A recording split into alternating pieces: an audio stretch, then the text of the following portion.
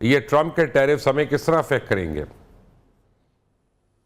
देखिए जी, इसके multiple impact. सबसे पहले तो थैंक यू सर, आपने इनवाइट। लेकिन लेकिन इसके मल्टीपल इम्पैक्ट्स हों, मैं आपके साथ एग्री भी करती हूँ कि हमारी मार्केट, क्योंकि इतनी बड़ी मार्केट यूएस के लिए नहीं है, हमसे बड़ी मार्केट्स हैं जिन पे ये टैरिफ्स लगे हैं, लेकिन हमारे पास के वाहिद उन चंद मुल्क होते हैं जहाँ पे हम एक्सपोर्ट ज्यादा करते हैं और वहां से इम्पोर्ट्स कम करते हैं। ये डेफिसिट डिफरेंस ही है जिसकी वजह से ये टैरिफ्स हम पे लगे हैं। तो इसका इम्पैक्ट हमारी इंडस्ट्री पे होगा, हमारी टेक्सटाइल इंडस्ट्री पे होगा, हमारी और जो छोटी इंडस्ट्रीज जो कि अमेरिका को सप्लाई करती हैं उन पे होगा। लेकिन आपका पॉइंट भी वैलिड है कि इससे हमारे जो कंपटीटर्स हैं वो हमारी तरफ ज्यादा थ्रो इन करेंगे अपने प्रोडक्ट्स, और हमारे लिए वो चीज भी एक बहुत बड़ा इशू बन सकता है। तो इसकी एक दो धारी तलवार है जो हमारे खिलाफ अनलीश की गई। इसको इफेक्टिवली हैंडल करने के लिए, इसको प्रोएक्टिवली हैंडल करने के लिए बहुत ही मल्टी डायमेंशनल अब अप्रोच की प्रोएक्टिव जरूरत कैसे है। हो जाएगा आसमा? आप तो आपको रिएक्टिव होना पड़ेगा, क्योंकि प्रोएक्टिव तो ट्रंप हो चुका है। हमें तो अब रिएक्टिव होना हाँ, पड़ेगा ना। प्रोएक्टिवली रिएक्टिव होना पड़ेगा ना। हमने पहले भी, हम बहुत लेट बैक इन चीजों को सेंस कर रही थी, इंडियन मार्केट भी सेंस कर रही थी, बांग्लादेशी मार्केट भी सेंस कर रही थी, चाइना तो ओपनली सेंस कर रहा था, लेकिन we have played a very late back role on it. हमारी हर चीज पे बहुत एक लेट बैक किस्म की अप्रोच रही है। हम जब सिचुएशन हमारे सामने आके खड़ी हो जाती है फिर हम कहते हैं ओ माय गॉड ये हो गया। ये वाली अप्रोच अभी हम छोड़नी पड़ेगी। अच्छा, आप ये ट्रम्प बता की दें मुझे जल्दी से। सब कुछ हमें दुनिया समझ है आता उससे है, बहुत। सब कुछ समझ आता है, रशिया पे टैरिफ क्यों नहीं लगाया? अंडर एंड ट्रंप की और पुतिन की कोई डील हो रही है? देखिए जी, जो आपका है रशिया और आपका अमेरिका, वो तो यूक्रेन को रिजॉल्व करना चाहते हैं, इस पे दो राय नहीं है। यूक्रेन वॉर इज ओवर, और वो अभी आज या कुछ हफ्तों बाद वो चीज that will be done and dusted. तो आप ये कि उन दोनों की आपस में कोई डील हो रही है कि नहीं हो रही, मगर they want a peaceful hegemony for both of them. नहीं, चाहे लेकिन चाइना। रशिया के ऊपर टैरिफ नहीं लगाया उसने। जी एग्जैक्टली, इसके अलावा भी जो यूक्रेन के हवाले से आप देखें, बहुत सॉफ्ट बड़ा और एक यूक्रेन को छोड़ दें, एक मिनट मुझे बताएं, आपके ख्याल में रशिया पे टैरिफ क्यों नहीं लगा? जी रशिया पे टैरिफ क्यों नहीं लगा? देखिए जी, रशिया के साथ तो अमेरिका कोजी होना चाह रहा है ना, इसमें तो कोई दो राय नहीं है। अगर आप इसको देखिए तो दुनिया जो इस वक्त इवॉल्व हो रही है उसमें वो अपने आप को अपना एक्सट्रीम कंपिटिटर आपका रशिया नहीं समझता, अमेरिका चाइना समझता है। चाइना के साथ जो इकोनॉमिकली अलाइन लोग हैं वो उनको अपना वो कंपिटिटर समझता है। आप देखिए कि अगर वैसे अगर देखा जाए तो इंडिया पे भी टैरिफ नहीं लगना चाहिए था, इंडिया भी अमेरिका का अच्छा बच्चा है। मगर क्योंकि India has a very aligned situation, economic situation with other parties entities इस सब कॉन्टिनेंट में, हमारे चाइना इंक्लूडेड, हमारे अलावा, तो इंडिया को भी थोड़ा सा क्रश करने की, थोड़ा सा पिन करने की उसने रखी है। लेकिन रशिया के साथ इसमें फ्रिक्शन आपको अमेरिका की नजर नहीं आ रही। जो आपका ये ट्रम्प हरिकेन के बाद का अमेरिका और दुनिया है ना, वो बहुत मुख्तलिफ है। उसमें कुछ चीजें आपको विद टाइम क्लियर होगी कि वो किस तरफ जा रही हैं। लेकिन apparently Russia and America not in friction anymore.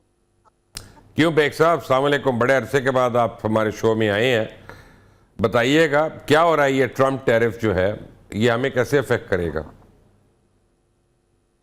Mubashar साहब, अभी जो आपका सवाल था मोहतरमा से, रशिया पे क्यों, बिकॉज रशिया और अमेरिका में जो ट्रेड है वो बड़ा नॉमिनल सा है। और इनकी बात ठीक थी कि वो चाइना को, अगर ये अलाइनमेंट जो है रशिया चाइना एंड हमारा जो रीजन है, इंडिया है, बांग्लादेश है, तो यहाँ पे अमेरिका का फोकस हम भी इतने नहीं है जितना वो चाइना को टैरिफ की जद में लाना चाह रहा है या अपने नेबरिंग कंट्रीज को ला रहा है। तो इवेंचुअली जो टैरिफ हम पे उन्होंने इम्पोज किए हैं, उससे मैं नहीं समझता कि हमें कोई इतना फर्क पड़ेगा। जाके दूसरे जो ममालिक है उनको, हमें इसमें अपॉर्चुनिटी भी मिल सकती है अगर हम नेगोशिएट कर लें। थोड़ा सा टैरिफ को नेगोशिएट करने की जरूरत है, और मेरा ख्याल में डेफिनेटली गवर्नमेंट शायद उस पर सोच भी रही होगी। तो डेलीगेशन जाना चाहिए, आप बात करने से ही चीजें निकलती हैं। तो मेरा ख्याल है कि अमेरिका का जो टैरिफ प्लान्स चल रहे हैं ना, ये इनको रिविजिट करने पड़ेंगे फ्यूचर में जाके ट्रम्प को, क्योंकि इस तरीके से आप दुनिया में ट्रेड नहीं कर सकते जिस तरह वो कर रहे हैं। और इमीडिएटली जो अमेरिकन इंडस्ट्री है वो अपने पांव पे इतनी जल्दी नहीं खड़ी हो सकती कि आप टैरिफ लगा दो और आप कहें जी एवरीथिंग मेड बाय यूएस से, तो वो चलेगा नहीं अभी काम। अच्छा जी, अब दो बातें हैं यहाँ पे, लेकिन एक बात मैं असमा साहब आपसे कर लूँ और एक बेग साहब ने क्योंकि बात की उसी का जवाब है। पहली बात तो यह है कि आप ये देखें कि कुछ कंपनीज हैं उनको बहुत सीरियस इफेक्ट हो रहा है टैरिफ्स का। उनमें नंबर 1 है टेस्ला। टेस्ला के तो शोरूम्स को भी आग लगना शुरू हो गई है, कहीं पे स्वीडन में लग रही है, नॉर्वे में लग रही है और जगहों पे। और 120 बिलियन डॉलर एलॉन मस्क का एक रात में उड़ गया, वाइप आउट हो गया। और टोटल में ख्याल है कि 600 बिलियन डॉलर्स का उसको टीका लगा। तो एलॉन मस्क जो है वो पहली कैजुअल्टी भी हो सकता है ट्रम्प कैबिनेट में, क्योंकि एलॉन मस्क अब सोच रहा है, जो मुझे पता चला है, कि रिज़ाइन कर दे। और उसका ख्याल है कि ये पॉलिटिक्स उसको बहुत महंगी पड़ रही है, जानलेवा हो गई है उसके लिए। सो अब ये सारी चीज़ें जो मैं कौन सी देखें आप, किन चीज़ों का बॉयकॉट हो रहा है? Coca Cola, Pepsi, McDonald's, Burger King, Tesla, KFC, Subway, इन सारी चीज़ों का बॉयकॉट हो रहा है जो अमेरिकन प्रोडक्ट्स हैं। और अमेरिकन असल इंडस्ट्री जो है वो तो है वेपन्स इंडस्ट्री। तो अगर बाकी दुनिया, यूरोप अब जो है वो सुकून में आ जाएगी यूक्रेन की वजह से, मिडल ईस्ट में जंग का खात्मा ही हो समझें आप आज नहीं तो कल, तो उस बाद अमेरिकन वेपनरी कौन खरीदेगा? तो अमेरिका को तो डबल एज किस्म की महंगाई का जोर पड़ेगा। और सबसे बढ़कर जो फ्यूल वो कनाडा से इंपोर्ट कर रहे हैं और एनर्जी 40% जो है वो ऑलरेडी महंगी होना शुरू हो गई है मुख्तलिफ स्टेट्स में।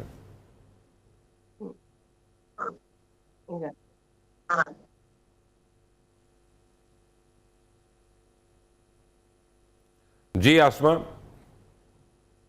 एग्जैक्टली, बिल्कुल आप ठीक कह रहे हैं सर। इसमें एक और बात यह है कि वहां पे जो कॉस्ट ऑफ लिविंग एक बहुत ही फैसिनेटिंग किस्म की, और कॉस्ट ऑफ लाइफ और डिस्पोजेबल इनकम की एक बहुत फैसिनेटिंग किस्म के नंबर आपको अमेरिका में नजर आते हैं ना, वो इन्हीं इम्पोर्ट्स की वजह से आते हैं। वहां की अपनी जो कॉस्ट ऑफ प्रोडक्शन है या अपनी जो इनकी एक कैपेसिटी ऑफ प्रोडक्शन है वो बहुत limited and it is very expensive.